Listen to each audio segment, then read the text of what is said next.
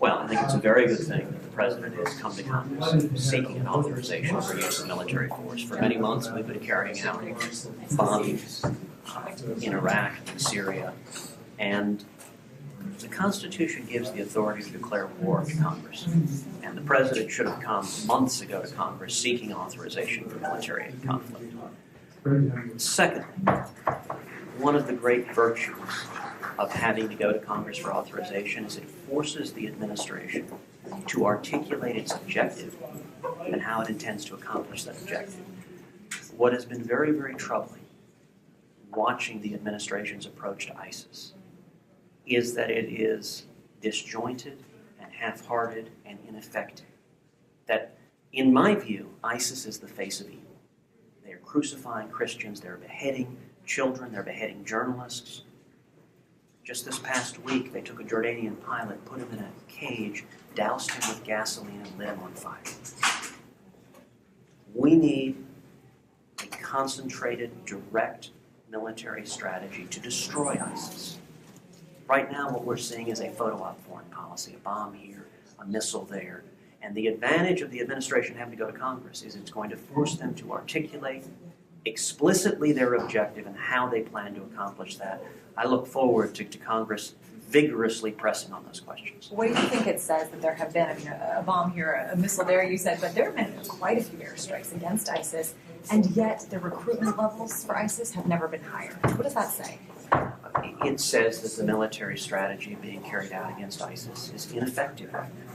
For one thing, we're not currently arming the Kurds. Now, the Kurds are on the ground. The Peshmerga, the military fighters of the Kurds, are effective. They have long been close allies of America. And they are our boots on the ground. We have boots on the ground right now of the Kurds who are eager to fight. They're fighting, but ISIS is using American military equipment that they've captured in Iraq against the Kurds. And unfortunately, the Obama administration stubbornly refuses to arm the Kurds. Instead, they send the weaponry to Baghdad, and Baghdad refuses to pass it on to the Kurds. That makes no sense.